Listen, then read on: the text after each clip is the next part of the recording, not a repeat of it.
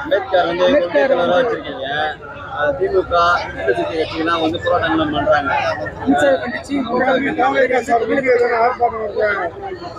தலைவருடைய முடிவு தான். தலைவர் என்ன முடிவு எடுக்கிறாரோ அதுக்கு இணங்க நாங்கள் செஞ்சிருவோம் கண்டிப்பா.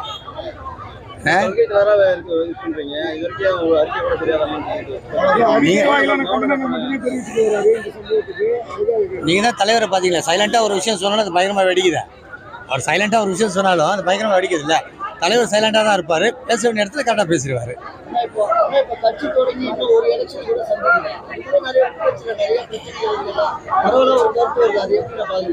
அது வந்துட்டு பொதுவாகவே பார்த்தீங்கன்னா நிறைய அந்த மாதிரி சம்பவங்கள் நடக்குதுன்னு சொல்லிட்டு வெளியே சொல்றாங்க. வெளியே சொல்றதை வச்சுதான். ஆனால் நான் என்ன சொல்ல வேண்டேன்னா, நான் இப்போ சொன்ன மாதிரி தான், ஒரு சின்ன நிகழ்ச்சியாக இருக்கட்டும் பெரிய நிகழ்ச்சியாக இருக்கட்டும் எல்லாத்துக்கும் ஆதரவு கொடுத்து நம்ம பண்ணலாம். ஏன்னா அவங்களுடைய சொந்த பணத்தை போட்டு தான் எல்லாமே பண்ணுறாங்க. அப்படி இருக்கும்போது எல்லாருக்கும் முக்கியத்துவம் கொடுக்கணும். அதே சமயத்தில் வந்து அவங்களுடைய பெயினியை புரிஞ்சுக்கணும். அதை கண்டிப்பாக வந்து நம்ம கட்சியில் விரைவில் அதை புரிஞ்சு செய்வாங்க, கண்டிப்பாக செய்வாங்க. என்ன சொல்ல, எல்லாமே வந்து தலைவருடைய முடிவு தான். தலைவர் கண்ணாச்சிட்டாருன்னா அடுத்த நிமிஷம் இவங்க ரெடியாக போகிறாங்க, அவ்வளோதான். இப்போ என்னையே தலைவர் ஒரு விஷயம் பண்ணுங்க பாலாஜி அப்படின்னா நம்ம பண்ண போகிறோம். மாநாடு விஷயத்தில் சார் சொன்னாங்க, நம்ம பண்ணோம். அதே மாதிரி நமக்கான விஷயம் நம்ம கிட்ட சொல்லி நீங்கள் பண்ணுங்க அப்படின்னா அடுத்த நிமிஷம் நம்ம ரெடியாக இருப்போம். எல்லாமே அதுக்கான ஆயத்தமாக இருக்காங்க. நீங்கள் இப்படிருந்தே பார்க்குறீங்களே, இப்படிருந்தே வெற்றி விழா இப்போ தானே. ஒரு விழாவும் வெற்றி விழா தான். ஆக்சுவலாக என்னென்னா, ஒருத்தர் வராருன்னுவாங்க, வரமாட்டாங்க. ஆனால் தலைவர் வந்துட்டாரு, கொடியை அறிமுகப்படுத்திட்டாரு, மாநாடு நடத்திட்டாரு, ஓகேவா. அதுக்கப்புறம் ஒரு விஷயமா பண்றாரு. நீங்க எதுலேயே பார்த்துருப்பீங்க, அந்த புத்தக வெளியீட்டு விழாலேயே அவருடைய ஸ்பீச்சை பார்த்துருப்பீங்க எப்படி இருக்குன்னு சொல்லிட்டு. நான் கூட இருந்து பயணிச்ச எனக்கு மிகப்பெரிய ஆச்சரியம்.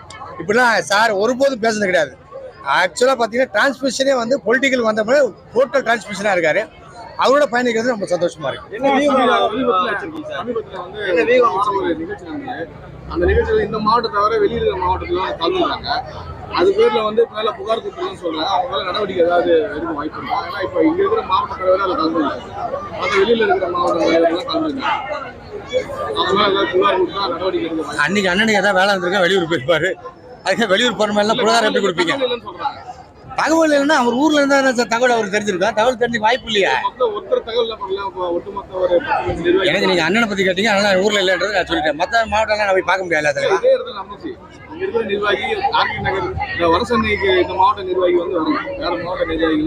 சார் குழந்தை இப்பதான் பிறந்துக்குது, இனிமேதான் ஏச்சு நடக்கணும். அதுக்குள்ளே ஓடியா ரன்னிங்ல போ சரி குதினா எப்படி குதிக்கும்? நடிகர் விஜய்க்கும் தலைவர் விஜய்க்கும் என்ன சார் நடிகர் நடிகர் அதுக்கு என்ன வித்தியாசம் கேட்குறீங்க? நடிகராக இருந்த விஜய்க்கும் தலைவராக இருந்த விஜய்க்கும் என்ன வித்தியாசம்? சினிமாவில் வந்து நடிகராக இருந்த விஜய் வந்து பஞ்ச் டைலாக்லாம் பேசுவார். இப்போ அரசியலுக்கு வந்தபடி டைரக்டாகவே பேசுகிறாரு. டைரக்டாக சில பஞ்சஸ்லாம் அடிக்கிறாரு. இன்னொன்று கண்டிப்பாக எனக்கு தெரிஞ்சு டிஃப்ரெண்ட்டாக இருப்பார். என் தலைவர் டிஃப்ரெண்ட்டாக தான் இருப்பார். இந்த கட்சியில் ஆரம்பத்தில் சொன்னேன், நான் பதவிக்காகவோ இதுக்காகவோ நான் ஒர்க் பண்ணவே இல்லை. என்னுடைய தளபதி என்னுடைய நண்பர், அவருக்காக என் இறுதி மூச்சு இருக்கிற வரைக்கும் சார் நெஞ்சில பத்தி கொடுத்துருக்கேன் சார். இதோட விசுவாசம் என்ன வேணும்?